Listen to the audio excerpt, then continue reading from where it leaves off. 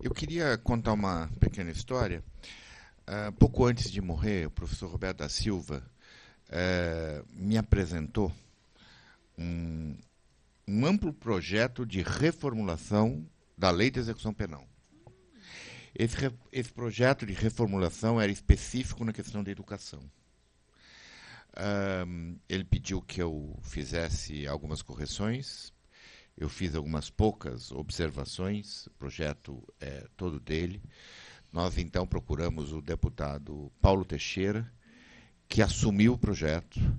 E aí, com o convite que o presidente Lula fez ao deputado Paulo Teixeira para ele assumir o ministério, ele redistribuiu este projeto para o deputado Vicentinho.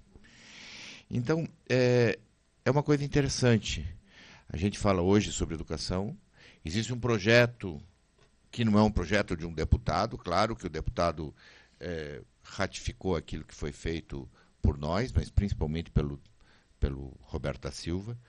E é alguma coisa que está tramitando. Talvez a gente pudesse pegar uma comissão, mais uma comissão, e olhar esse acompanhamento e municiar com mais dados, com mais elementos, com mais questões, né? Porque, enfim, o trâmite é um trâmite ordinário, então é um trâmite muito lento, e o trâmite lento faz com que a gente tenha também a possibilidade de se articular de uma maneira mais ampla, um pouco, né? Com várias entidades. Enfim, eu, quando ouço uma mesa como essa, eu, sem dúvida nenhuma, chego à conclusão, não vocês, por favor, é minha conclusão, que a gente tem aquilo que a Adela Cortina chama de aporofobia, uma guerra contra os fracos, contra os pobres. A gente tem um preconceito contra os pobres, e isso se manifesta de diferentes formas no cotidiano, né? Então, não é importante olhar como que as pessoas morrem, como são comunicadas essas mortes, porque são pobres, né? Talvez aquilo que o Edwin Black, naquele seu magnífico livro sobre eugenia nos Estados Unidos, chama de guerra contra os fracos. Acho que a gente tem uma guerra contra os fracos no Brasil, né? E essa guerra é uma guerra triste porque muitas vezes a gente fica pessimista, e eu compreendo perfeitamente a Railda dizer, não, eu estou um pouco pessimista, né? Não sei se daqui a 100 anos a gente vai conseguir mexer isso, mas eu acho que a gente está aqui exatamente para mexer nisso, para não deixar passar, né, a nossa indignação. E eu acho que essa é a ideia central. A indignação de muitas coisas e que Maurício até apaga a memória. Eu aprendi com o Maurício recentemente, quando levamos algumas pessoas estrangeiras para conhecer o parque que ficou com a implosão do Carandiru, que tem uma estátua, não, uma escultura, que eu não vou dizer se ela é bonita ou é feia, essa é uma questão muito pessoal. Mas o mais interessante é aquilo que está escrito no pé da escultura. Agradecemos ao governador Mário Covas por nos dar esse parque. Nenhuma palavra sobre as 111 mortes. Era um agradecimento ao governador que fez o parque. Ou seja, fez o parque aonde, aqui foi um presídio, muitas pessoas morreram, muitas pessoas sofreram, muitas pessoas sofrem em outros presídios, as pessoas que foram transferidas para 200, 300, 400, 500 quilômetros daqui, né? Quer dizer, presídios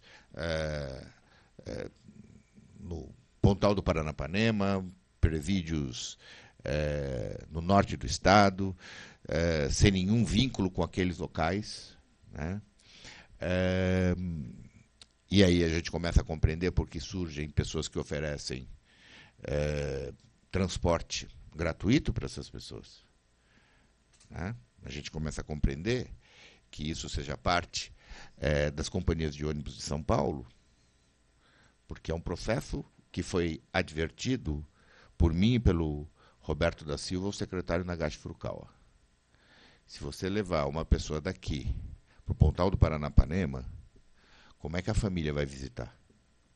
Ela vai pegar um trem? Não tem trem. Vai pegar um ônibus, é caro.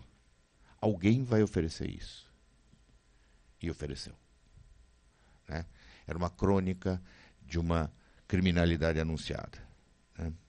Então, eu acho que a gente tem que refletir sobre tudo isso e eu passaria a palavra a quem tiver alguma pergunta. A gente começou um pouco mais tarde, então a gente tem aí 30 minutos, mas tem um debate. Maurício. Vamos começar por aqui, ó. Você depois, ele depois. Pode ser? Então a gente pode fazer um bloquinho de 3 perguntas, passa para as pessoas, para agilizar um pouquinho, depois mais 3, ok? Maurício. Não sei se a gente tem um microfone. Oi? Ele vai abrir o microfone da câmera. Talvez se ele vier aqui, pega o nosso, não?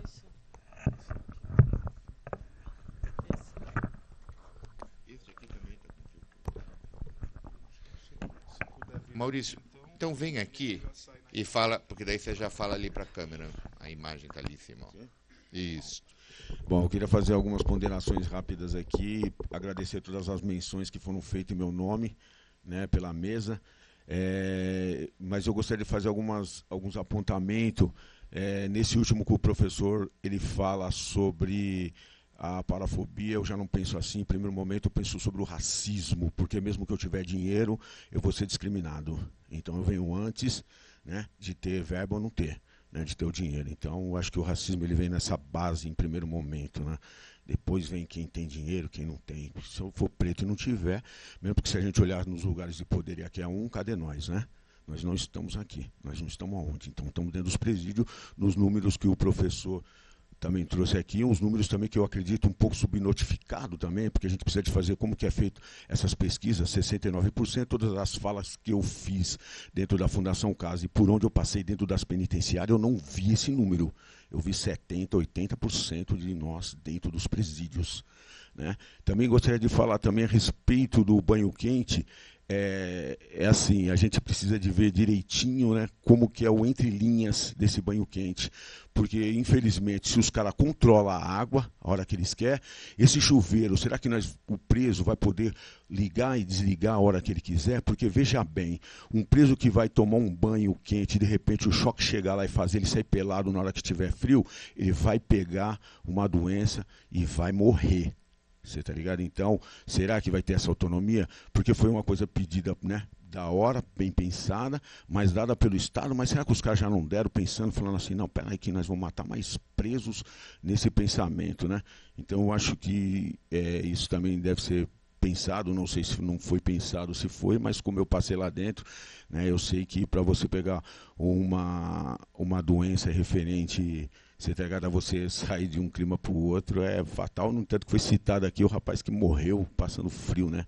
Imagina se ele tivesse tomado um banho quente e os caras estivessem fazendo uma blitz lá na cela dele lá e estava ferrado do mesmo jeito. Então, a respeito também da educação, a gente tem que entender que é o seguinte, a educação dentro dos presídios, cada presídio nós temos aqui feudos. Os caras mandam, quem manda é o diretor. Se a gente parar para pensar, teve falaram sobre a execução penal, né? Eu também estava lá. A execução penal na educação, se ela fosse cumprida, a lei de execução penal no que ela fala sobre a educação para os presídios, já era um passo dado. Quer dizer, ela não é cumprida em nada, certo? Porque, né, seria a Secretaria de Educação e o caramba, que eu não faço parte do direito, mas nessa parte a gente deu uma lida e a gente sabe se ela fosse pelo menos um pouco. Então, quer dizer, eu acho que a gente, em primeiro momento, devia de pensar em mecanismos para que, pelo menos, então, a lei ela fosse cumprida, né? A benefício para todos, não a benefício para o rei, né? E o ruim para nós, né? Então, acho que seria isso. E aí eu pergunto, né para essa mesa aqui se esses apontamentos, né, foram pensados, né, tanto num quesito no outro, né, tanto no banho quente, né? Porque, pô, se a gente pensar que os caras controlam até a água, os caras estão dando banho quente, qual que é essa intenção, porra? Né? Então fica difícil pra caramba, né? A gente pensa, será que não vai poder? Porque a gente imagina um chuveiro, a gente poder ligar e desligar ele lá, né? Mas será que vai ter esse acesso, o preso vai poder, ou será que vai ser um barato que vai sair água quente, tal hora, tal dia, e já era, e tomou banho, tomou, não tomou, já era. E então tem tudo isso que eu acho que no fim da história acaba até prejudicando, porque quando nós tomava banho frio, pelo menos costumava, é claro que, né, as pessoas que tinham algum problema com saúde já se diferencia, né? Mas você, tá ligado? Se os caras chegavam, você acabou de tomar um banho frio e sair na friagem, você não tinha esse impacto de pegar uma pneumonia de repente, né? Então acho que é coisas que tem que ser pensadas. Então é isso, muito obrigado e coisa rápida.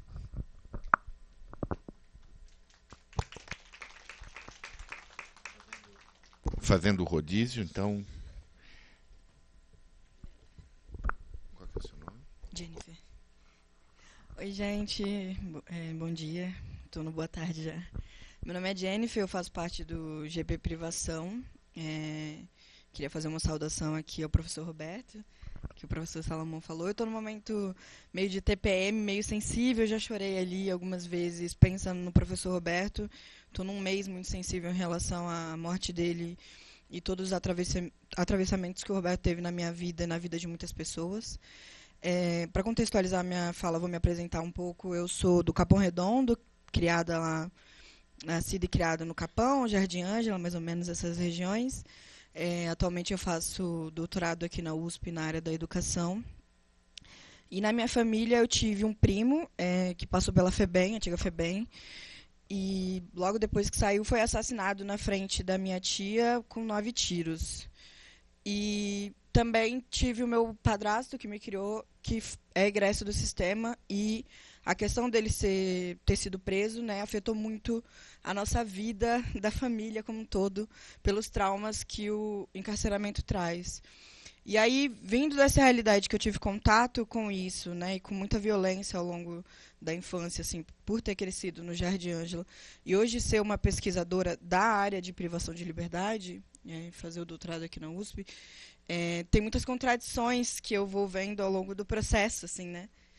E a Railda falou algumas coisas que me fez pensar o seguinte: eu acho muito importante esses espaços, assim.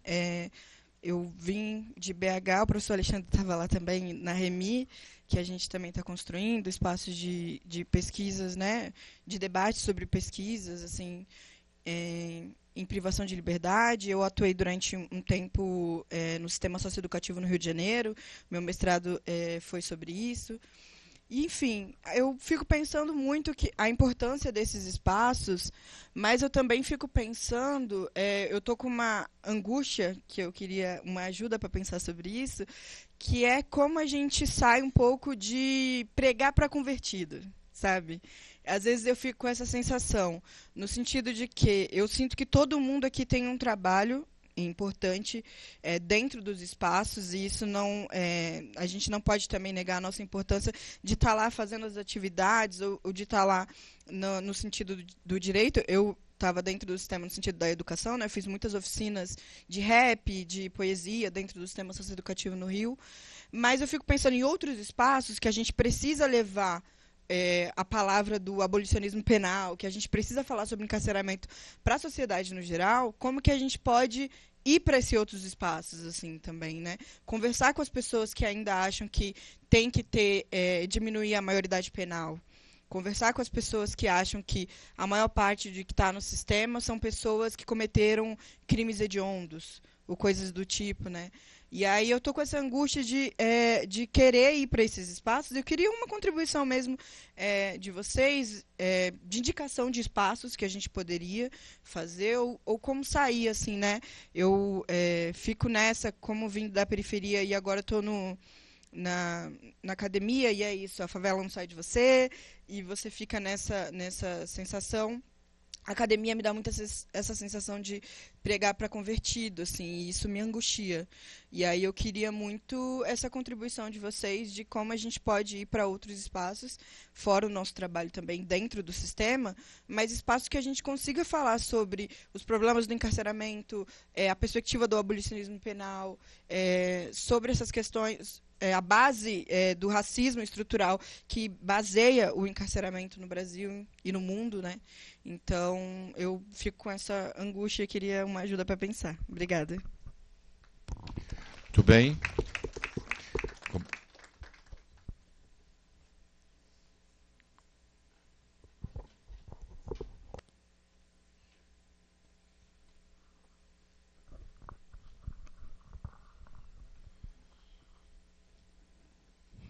Bom dia, né? Bom dia. É bom dia ainda, né?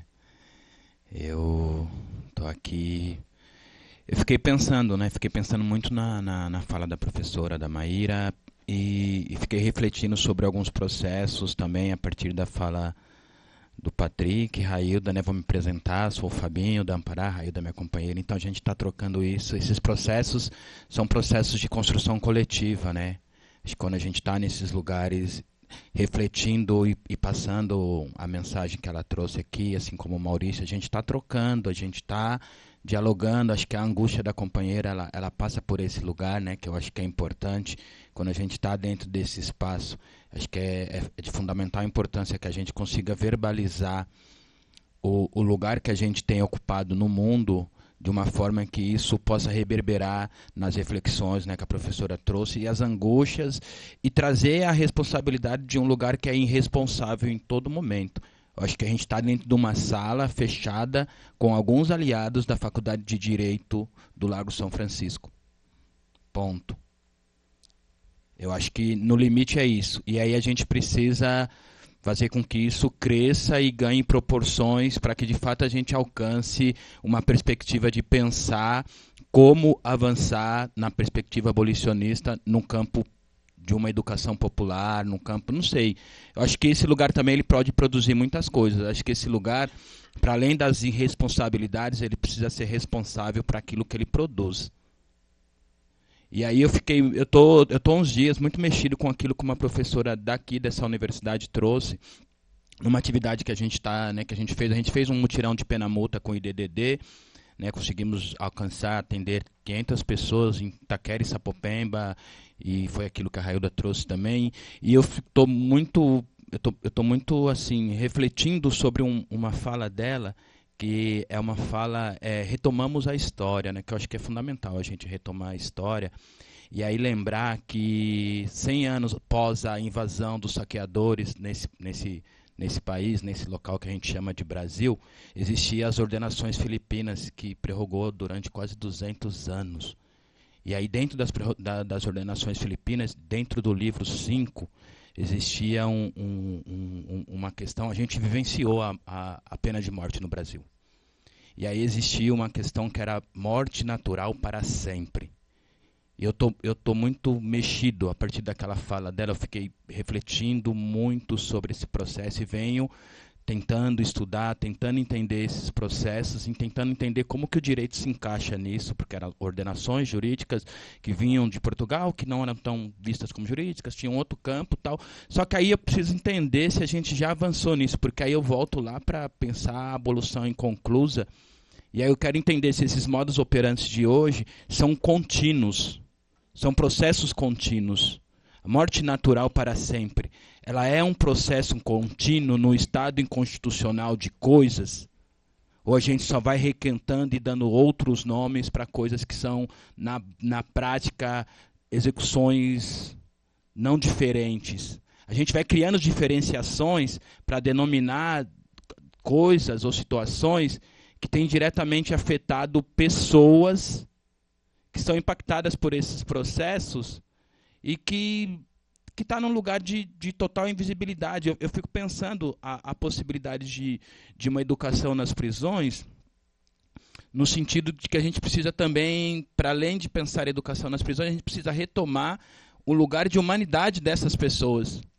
E aí eu fico pensando as prisões na educação, que eu acho que é uma outra chave. Quando a gente está nos territórios, as escolas parecem muito com prisões. E aí parece que a gente está educando as nossas crianças para adentrar as prisões. Aí a gente chega nas prisões, a gente pensa na educação. E aí é muito louco pensar tudo isso. Assim, a gente está numa pesquisa com a Coalizão pela Socioeducação, pensando o tráfico como uma das piores formas de trabalho infantil. E aí a gente está pensando que esses meninos que estão internados por conta do tráfico, eles não deveriam estar cumprindo uma medida socioeducativa, mas sim uma medida protetiva. Eles deveriam estar sendo protegidos pelo Estado. Só que aí é muito louco também, porque eu estou dentro desse grupo de pesquisa, provocando uma reflexão com a galera. Fala, tá, mas qual proteção a gente está falando? Porque essas escolas parecem prisões. A gente tem diversas ausências. Qual que é o modelo de proteção que a gente vai... Né, a gente está numa parceria com a Defensoria Pública, né, a gente ficou sabendo hoje que saiu o acordo, esses acordos demoram pra caralho, aí saiu agora, foi assinado, então a gente vai fazer essa pesquisa daqui a pouco ela está no mundo, e a gente vai construir um habeas corpus coletivo para pensar a soltura desses meninos que estão em cumprimentos de medidas na socioeducação por conta do tráfico. Só que também, às vezes, para mim, ela fica num campo muito nebuloso. E aí eu volto a frisar que a gente precisa elaborar a partir desse lugar, que para mim ainda é um lugar que me deixa angustiado, que é esse lugar da morte natural para sempre. Porque aí acho que a gente precisa avançar numa reflexão e pensar as gramáticas, que é fundamental que a gente avance nas gramáticas, porque a gente precisa dar nome para as coisas. Então a gente vive dentro do Estado brasileiro um processo de morte natural para sempre. Porque a Constituição nunca chegou, porque fica muito vago para nós, um Estado inconstitucional de coisas. Se a Constituinte não chegou, de fato, na vida de muitas pessoas que são atravessadas por esses processos de ausência que o cárcere produz, esses processos de morte que o cárcere produz, eu acho que pensar só em constitucionalidade não dá conta. Mas é isso, é para a gente pensar mesmo, assim, porque eu acho que a gente está entre aliados. E aí essas coisas a gente só fala no meio dos aliados. Porque são códigos que a gente estabelece para poder avançar na luta e construir perspectivas que a gente pare de falar para convertido. Que eu nem sei se todo mundo que a gente fala está convertido mesmo. Eu fico na dúvida também. Valeu. Muito bem. Eu vou passar então a palavra na mesma ordem que ela foi distribuída no início. Começar com a Railda, depois, como o professor Bruno foi obrigado a sair porque ele tem um outro evento, professor Maíra, professor Patrick. Railda, você consegue? Não, não vai. Não, tem que falar, sabe por quê? Senão não grava. Está gravando. Professor, vou só interromper a sua ordem aqui, porque é pedido ali do colega da escola, só para registrar aqui o chat da transmissão, né? Então, registrar aqui a Cristiane Reis, acho que ela queria saber o nome da Railda Alves, e o Paulo César Lima diz que leciona em Sociologia, uma penitenciária na capital paulista, e pode afirmar que o estudo é relegado a terceiro plano dentre as prioridades.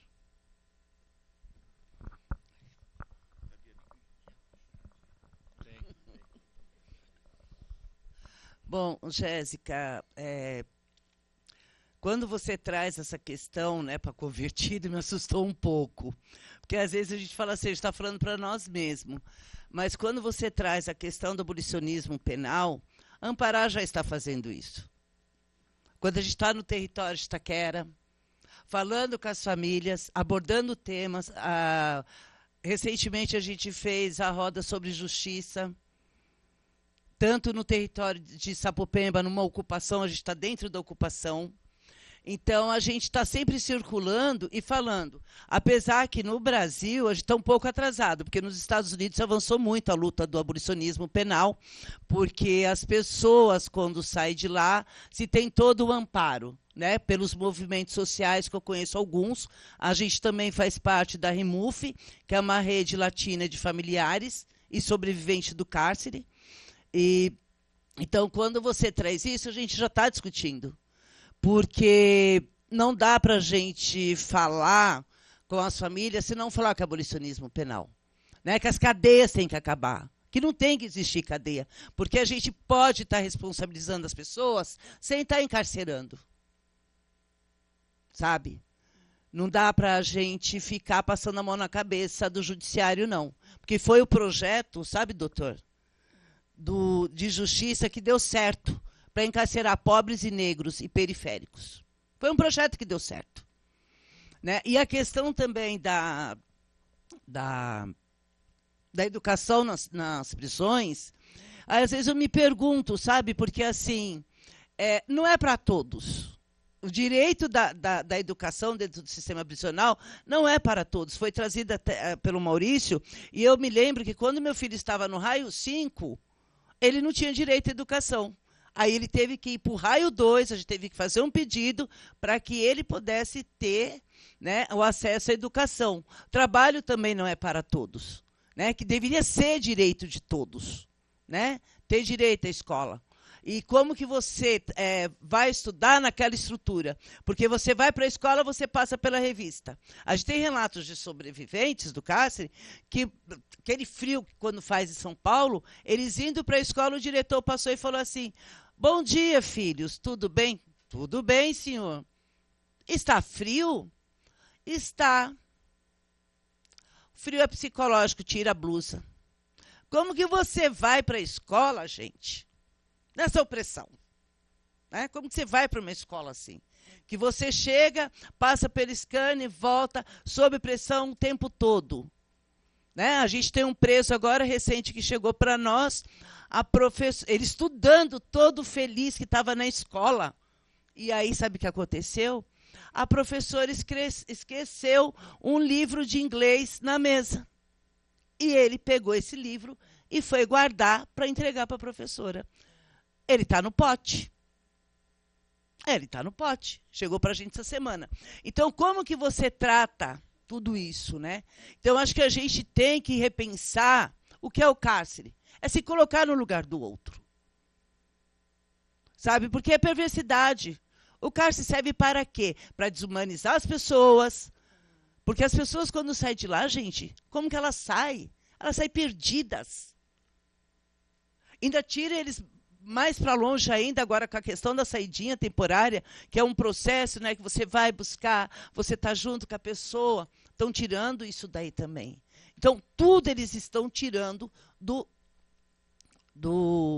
das pessoas presas. Então, eu deixo o convite aqui, né? Quem quiser conhecer Ampará, passar um dia lá com a gente, tomar um café, porque assim, a gente colabora muito com as pesquisas, mas a gente pede a contrapartida. Quer estar com a gente na fila da cadeia, estar recebendo familiar no Ampará, sabe? Estar vendo um processo. Então, o direito seja bem-vindo para somar com a gente. Tá? Obrigado.